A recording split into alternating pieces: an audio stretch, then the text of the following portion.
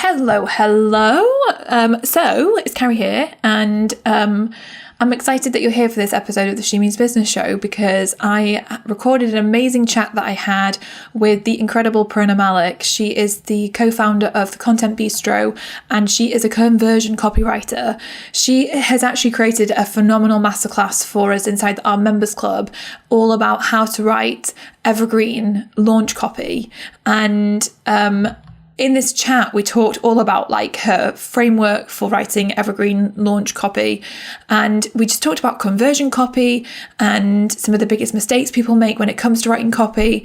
And towards the end, I feel like got into the heart and soul of it. And she shared some really powerful things about how any of us can just really easily get out of our own way to write the best copy ever that is actually going to convert and engage our audiences. And the thing that I find is that for all of us, we all have to become so good at copywriting, because at the end of the day, when we have a business, when we've got, an idea that we want to turn into a successful business, the key thing we have to do is communicate with our audience what we're all about, to the point that they trust us, they like what we're about, they want to buy from us, they love the experience we create. But so much of that experience that we create comes down to the words we use, the language that we use, how we actually communicate. So that's why we need to become so amazing at communicating and writing out our message, our stories, what it's all about. So being able to write compelling emails, compelling sales pages, compelling blog posts, compelling content. We just have to get really bloody good at it. So that is what we're talking about in this conversation, and I think that you will pick up so many golden nuggets from it. So enjoy this chat. You are watching the She Means Business show with me, Carrie Green. I'm the founder of the Female Entrepreneur Association and the author of the best-selling book, She Means Business. And every single week, I'm going to be talking with you about how you can turn your ideas into a wildly successful business and actually live the life of your dreams. You can do this, and I'm so excited to show you how. So let's get started.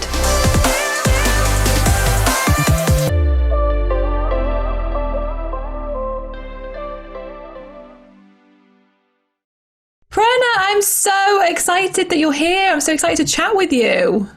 Same here, Carrie. I just cannot wait to get into this conversation. And we've been chatting about this before as well. So really looking forward to, just diving right in. I know. So we have. So for everyone listening, Prerna's doing a masterclass November 2020, in case you're listening to this in like 2025.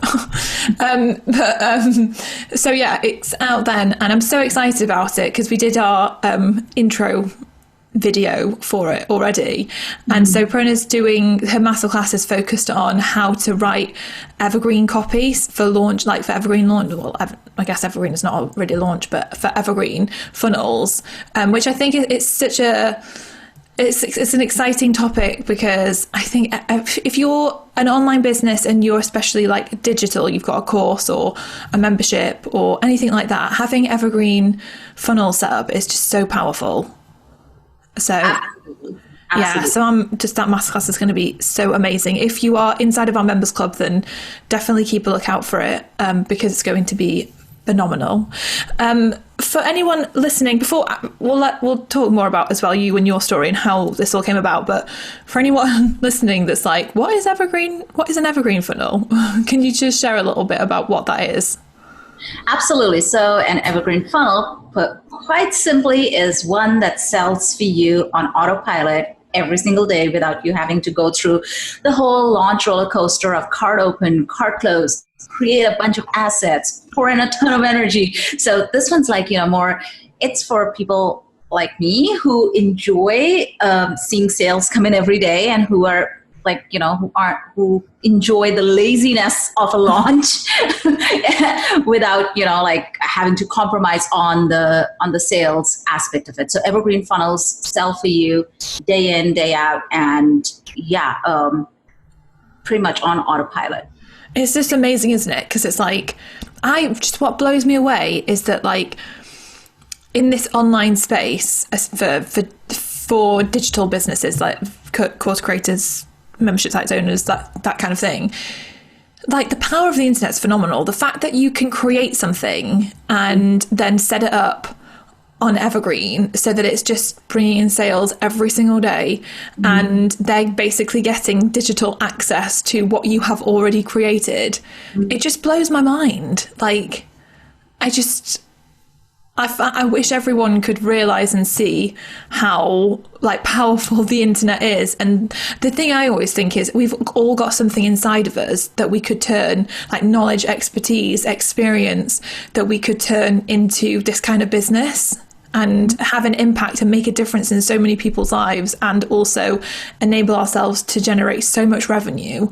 And not that it's easy, but there are setups like evergreen funnels where you can put in that work to figure it out, to get them converting. And obviously you always have to tweak them, but they can just generate so many sales on autopilot, essentially. It's amazing. You must see it all the time. Yeah. And I think of evergreen funnels as something that make profit on demand a reality for most, service providers and course creators, coaches, and consultants. So and yes, it's not like, you can just set it and forget it. I mean, I want to be very clear about this right up, front. You need to review your funnels. You need to optimize them. But it's way easier than, like putting in a ton of energy behind, say, a cart open, cart close launch. And don't get me wrong, I love launches. I love them. I write, copy for them all the time. And I'm involved. I'm like right now involved in a client launch as we speak. But I've also seen how easy evergreen launches make it for people who are balancing a whole lot of things and who don't want to invest, like hours and hours at end just trying to get to, just launch a product. With launching, obviously, launches can be really powerful. And like I've obviously used the launch model for a long time. But at the same time, they can be stressful. There's a lot of work that goes into a launch. And then also, like, for example, if you're launching like once or twice or 3 times a year, you're relying on that launch to go really well. And if it doesn't go well, it's kind of like, what do I do now? So I think that like actually getting really good at consistently selling is a really powerful first step to be able to figure out what works, what doesn't work. So then you can maybe look at doing a launch at some point that will be more successful because you've already figured out how to get that offer to convert well. Like for me with my membership, I was open for the first year, completely open, like all the time. And having it open for that first year helped me to see why is someone signing up, what is going on, what is working, what's not working. So that when I came to the first launch, I had more insight to help me to make it a success. And I sometimes think that people feel this pressure to like have it all perfectly figured out right away and to go all in with some big launch right away. I don't know whether you see this, but so if you have seen alternatives, and correct me, but like I feel like when you launch, if you're not launching with a reasonable sized audience, it's challenging to actually see a big return on that, a big result. Absolutely. So I think evergreen and looking at bringing in sales all the time is a much more effective strategy when you're just starting out or you've got a small audience, because you can constantly refine, like constantly working on it and not limiting yourself to the 7-day period where you've got enrollment open and then it's like 3 people sign up and you're like, what do I do now? I know, I'm so glad you brought that up, because that is definitely one of the things that you see happening during launches. Because launches, like I said, like as much as I love them, you do need to have certain elements in place before you can expect to have like a really serious, successful launch. On the other hand, like with evergreen launches, and this is something that I will be, going over in my training for your members as well, is like walking them through my big framework. And when you use that, what you're actually doing is you're even building your audience as you go, while you're priming them for a launch. So you want to be able to have a certain number of people who know you, who like you, who trust you before you decide to launch. And the beauty of evergreen funnels, especially the way that that I've realized has come to work, and the framework that I've created based on all the evergreen launches that I've worked on with clients over the last so many years, is that you can set up your evergreen funnel in a way that actually builds your audience, even as you're priming them for a launch. And that helps you move them through that whole know, like, trust relationship building as well. So when you do open cart, even for your evergreen launch, people are ready and eager and actually wanting to buy from you. Yeah. So before we talk more about evergreen launches and how writing, some of the components to create have success with them, how did you get into all this copywriting and all, working in this digital field? Because I know you've worked with amazing people like Pat Flynn, and how did this all come about? Well, it all started with a blog, like way back. This is, like Blogspot days. So this is when my daughter, who's 12 now, she was 9 months, and I started with a mom blog. Oh, that wow. mom blog led to a lot of part-time writing gigs and social media gigs. And then my husband was in a full-time job at that time.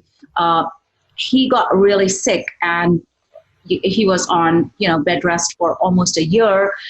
And at the end of that, period, when he was, feeling better, starting to heal and get better, he had chronic inflammation, and he would, we had to work a lot on his diet and our lifestyle as a family. So when he started to heal, he had to take a decision, would he join the workforce, or would we take what the part-time blogging gig that I had and turn it into a full-time business? And we decided to get, because he's very entrepreneurial minded, more so than I am. I, in fact, was not at all, I was very happy with the part-time thing, but he was like, no, let's give this a shot. Let's see if this works. This would give our family more balance. Because his job was extremely stressful. He used to work with American Express. So he was like, this would help me have more time with our daughter as well. So we went full-time in business together, and we started with, business blogging and social media for small businesses. And then at one stage, clients started saying, hey, you've been writing for us. Would you do, we're launching this product. Would you write a sales page for us? Would you do the emails for us? And I was like, yeah, of course. And, but I didn't want to go in.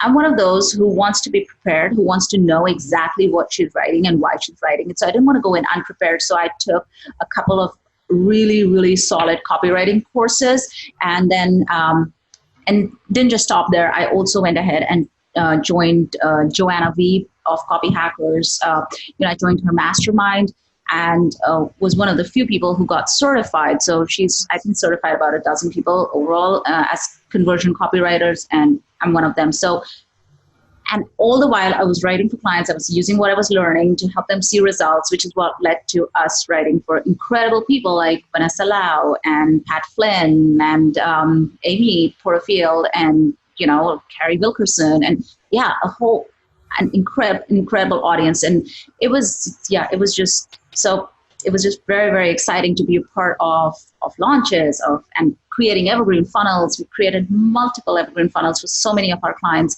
and seeing what works, seeing what doesn't work, optimizing, refining, and all of that has led to me being here today, talking about evergreen funnels with you. I find it so fascinating. One, that I love hearing people's entrepreneurial stories and like where it all began, because it makes me realize, and it reinforces the knowing that it is this crazy adventure, and it starts in a random place, and you have to just start where you're at. I love that you started with a blog. Did you say it was a mummy blog? Was it just about you?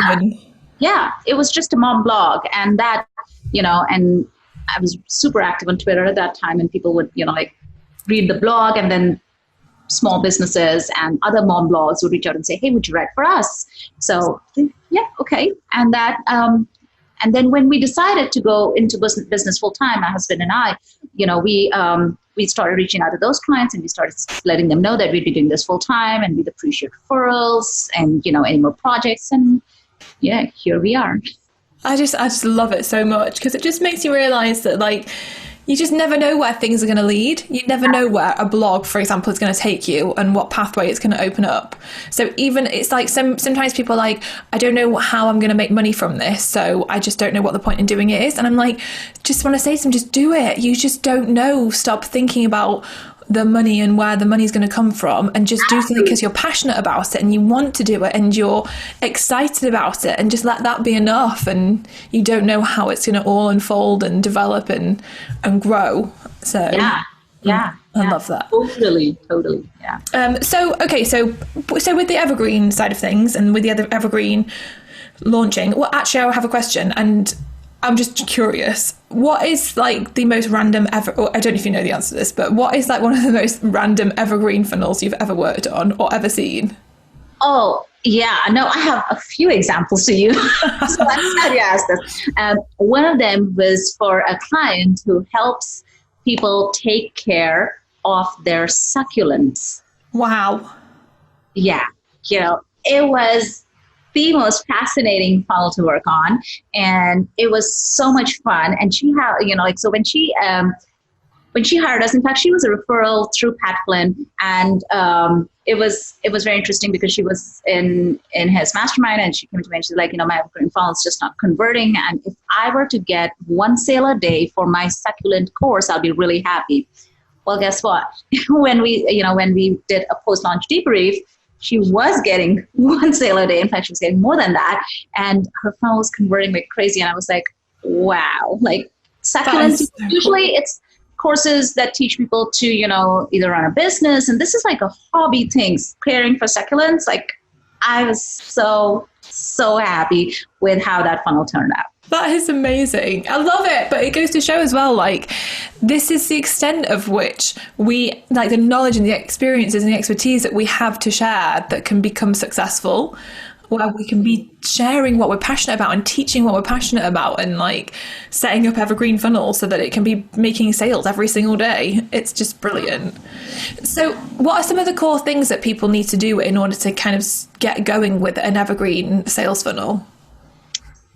One of the, what the proprietary framework that I developed that takes into account all the different stages that you do want to keep in mind when building your evergreen funnel is called the BAKE framework, which is what I'll be walking our members through in great detail in my training. But to give you like a quick overview, BAKE essentially stands for build, attract, know, and empower. So you want to start by building your audience. This is where, your content, your opt-in and all of those things come into place. You do want to have a very relevant lead magnet in place that tells people, that gives people an insight into what it is that you want to be known for and what it is that you will be launching. So you need to be very, very strategic about this. You need to, give them things like, and also this is where your educational content, like your videos or your blog posts or your podcasts and all of those things come into play.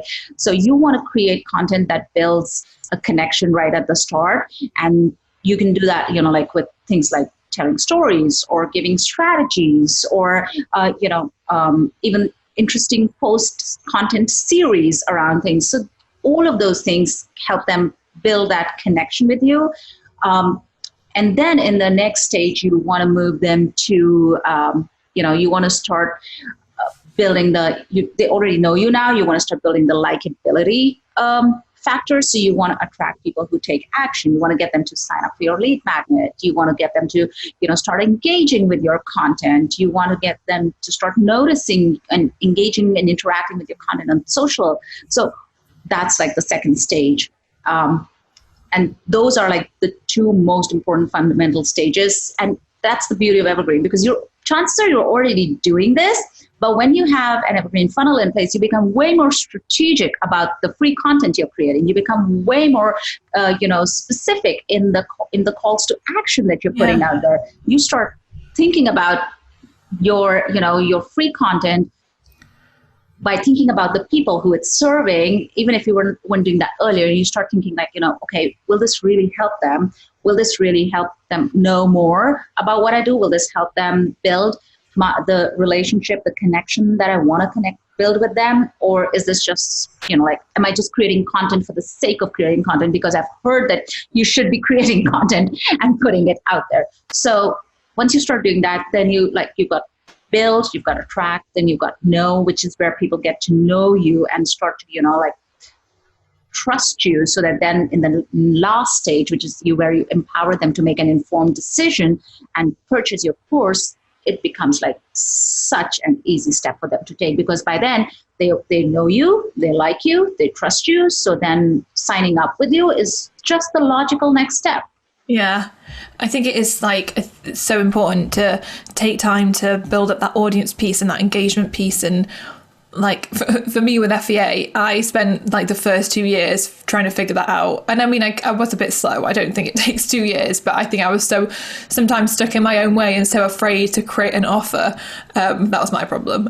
But I think though, in just focusing on building that audience and getting to know them and being so consistent about it, it changes the game when you've got that audience there and you have that level of engagement and you have that understanding about who they are and how you can actually help them and serve them. It just changes everything and helps you to actually build a successful business where you can take somebody from just discovering you to actually getting them to then buy from you and be a really happy customer. Absolutely. Yeah. And I think that sometimes people want to skip that part and get straight to the sale and then they wonder why it's not converting. And you just you need to build your audience, you need to listen, you need to do it. I'm so glad you brought this up, and I'm so glad that you also talked about the fact that you waited like 2 years before you sold, because these are some of the mistakes you see with people when they're launching either evergreen or cart open, cart close, like the regular time sensitive launches. But waiting forever to sell, and not just kind of like feeling like, oh, I need to get more, and that. So there's like a fine line. And then, of course, selling straight off the bat, even before people know you, even before people have a chance to kind of understand what you're all about, that's the other mistake. And and I would say the third mistake that I would probably see people making would be, selling just once. Especially with evergreen funnels, where you make the pitch and then you move them into, say, the general newsletter sequence and give them free content without circling back and helping them reconnect with your product. Yeah, no, I totally agree with that. I think so often it is like people just forget to actually give the offer, to make the offer and to sell. Or like you said, do it once and then just don't bother doing it again. Because they think, oh, well, I tried, you didn't want it, so I'm not going to offer it again. And then they don't, because they think they're going to be too salesy or too pushy or something. Yeah, I know. This fear of being pushy is like, it is a very real fear. I'm an Enneagram 9 and an ISFJ on Myers-Briggs. So I totally relate with the fear of coming across as being pushy. But I also realize that inboxes are extremely crowded places these days, and people have the attention of a goldfish, or probably even less than that, or so studies say. So, you need to respect that space, that inbox, of course, but you also need to take into account that sometimes people may just not be in the right space, the headspace to be considering your offer, and they may need to be reminded about it. And that's totally okay. And sometimes I think you just need to see it like multiple times before you actually think, oh, okay, this is actually something I need. And so just seeing that offer over and over again, I don't know, there's something about it that eventually you're like, yeah, actually, this is for me. Yeah. And I think a lot of people don't actually continue to, like you said, make the offer. Yeah. And, you bring up a very valid point, and this is something that marketers have, often talked about. Like, people need to hear them as 7 times or 17 times, whatever, before they make a buying decision.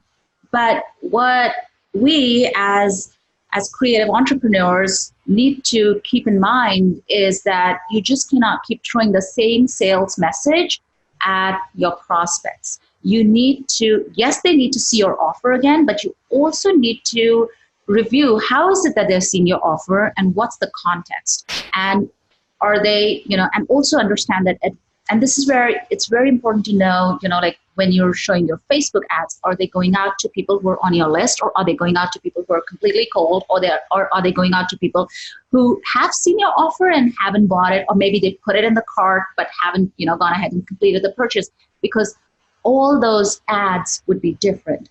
And the same goes for emails, and the same goes for how you're, what social media posts are you using on an organic basis, or what content are you creating? Because when you're positioning your offer over and over again in front of your people, if it's saying the same thing, chances are they'll just, mute it out or just scroll past it.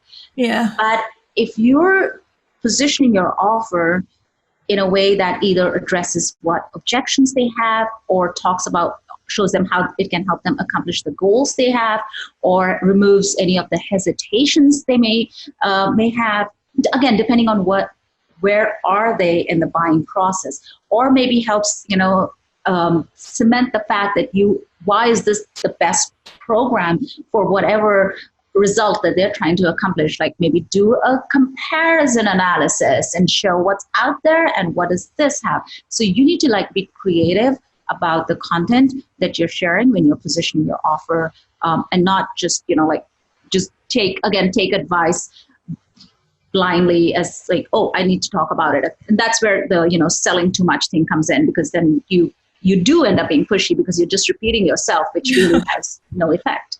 Yeah, I know. I think that's the thing. It's looking and researching and seeing all the different angles, coming up with all the different types of things that you could share that would be helpful and valuable to your audience. And something you also said earlier is telling stories. I think probably one of the most powerful ways to sell is through stories. Yeah. But would you have any tips on how people can identify the stories they can share, which might help them with their sales? Oh my gosh, so many ideas. So let me give you I can think of 4 right off the bat. So the first could be, a really your story, what is your why?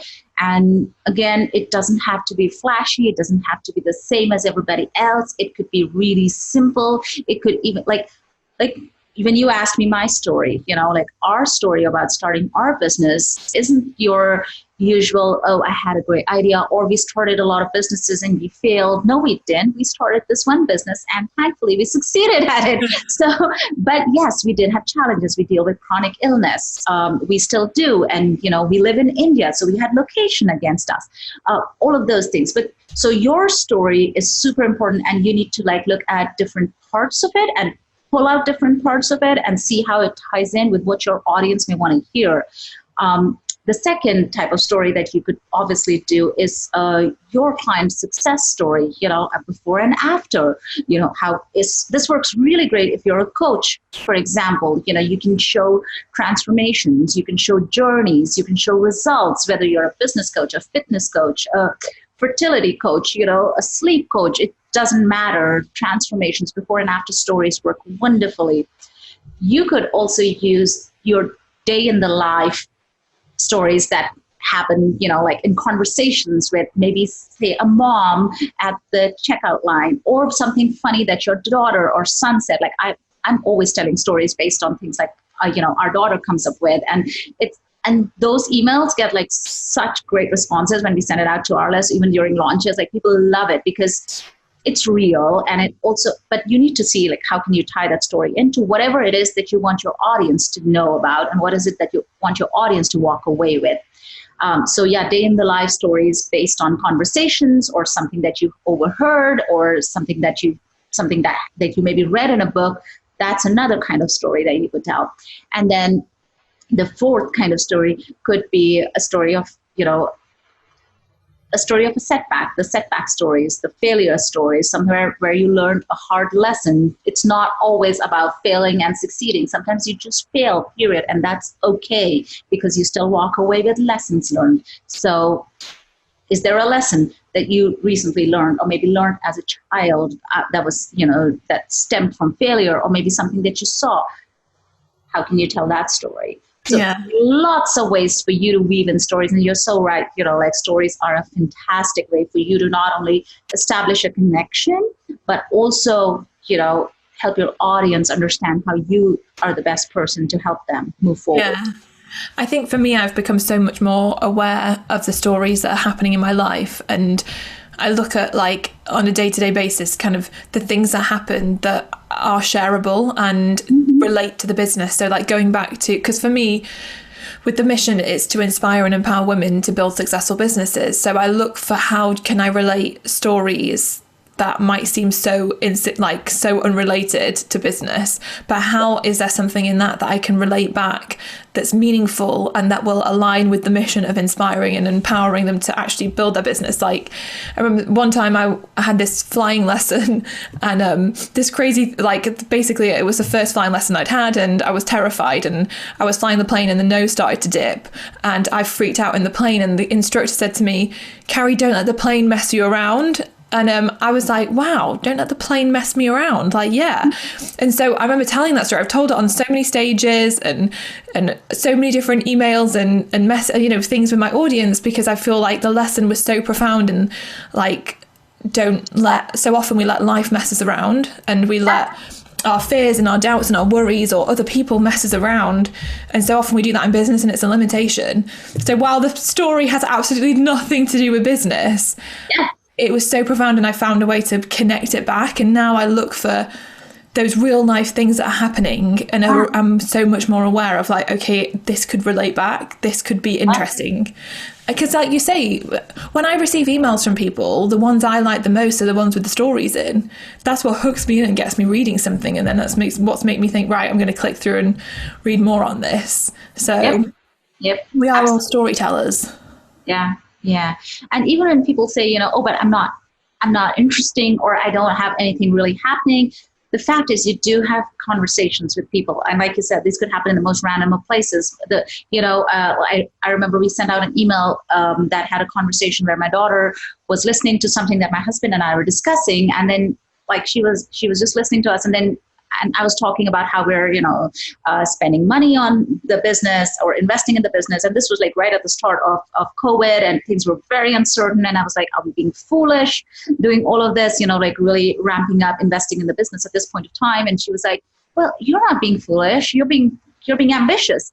I was like, this is wisdom from a 12-year-old. So, okay. And, that made its way into an email and talking about how, investing in your business. And like, if a 12-year-old can see it, all of us surely can. Yeah. So, and again, so you could just keep a running journal, a Google Doc or a notebook, just kind of at the end of the day, just sit down and jot down interesting instances that happened, or, like just make a note of something that someone said and then look back at it when you're writing your emails or when you're writing your social media posts, and you are bound to find something that jumps up at you and goes, this would make perfect sense. Even if it was just a thought that you had or a video that you watched that day or a snippet of a book you read that had an impact. I think every day there's stuff that's happening. And like you said, so many people don't think they've got anything interesting to say. Mm-hmm. But I think it starts by actually you have to be interested enough in looking back at what's been going on to be able to pull out that stuff and share it.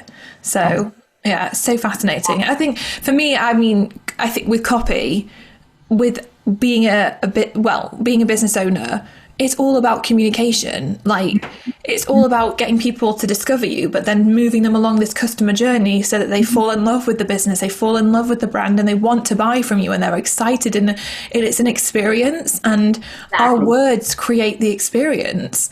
Out of everything, that is what has the biggest impact on from us with what we've got with our ideas. Like it's our words that actually bring it to life and get it out into the world. And so if we don't get good at this, it's really hard to create a business that actually converts. So absolutely. I think all of us need to figure this out. Stories. And so copy is essentially, and conversion copy, and the way I think of conversion copy is essentially where you take stories and you take science, conversion science, and you take strategy and you blend it all together to make this really heady cocktail that just leads to really great connections and conversions. In fact, the framework the proprietary framework that I use for writing all my copy is based on the connection conversion framework that I created because of this, because, it is a mix of all of these beautiful things that lead people across, and they just kind of help you form these connections that last not just for a single purchase, but for a very, very long time. So yeah. I think it is, isn't it? Because it's like the difference between somebody that can articulate and communicate well who they are, what the business is about, but in a compelling way that makes you want to know more. Yeah. And the difference between somebody who is just writing boring stuff that no one is interested in, that's not connecting with anyone, that's just really disconnected, or that's really trying to be professional, or, and then misses the mark. Yeah. It makes a difference between almost succeeding and not succeeding with it. Exactly. Yeah. You must see it all the time with actually writing copy. When you see people's, what people are creating and thinking, there's no wonder this is not working. Yeah, and and here's the funny thing, or the sad thing. It's that if you were to write your copy, and yes, it's taken me years of learning and loads of working on. I've worked on with almost 450 clients so far, and I've written don't know how many sales pages and email sequences. So yes, I know Malcolm Gladwell talks about his 10,000 hours of practice, and I definitely have way more than that when it comes to writing copy. But even if you were writing copy for the very first time, even if you've not taken a single course or read a single book about it, if you were to write your copy, keeping in mind the person who would be reading it, keeping in mind your prospect, keeping in mind your buyer, it would be so much better.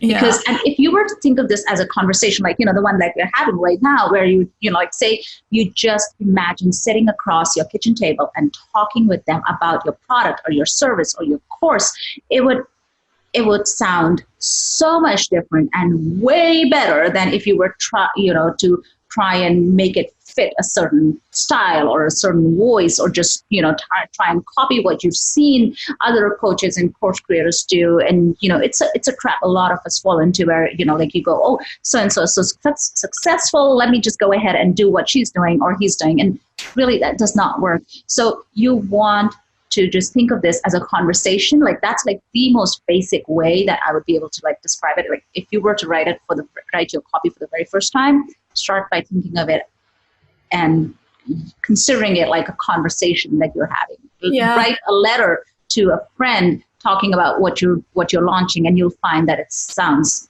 way better than anything else. I think that's such good advice. I remember someone said something similar to me years ago, and who do I want to be to my audience, and what's that relationship? And I remember thinking, I want to be the best friend. I want to be there by your side in the trenches with you. That's who I'm speaking to.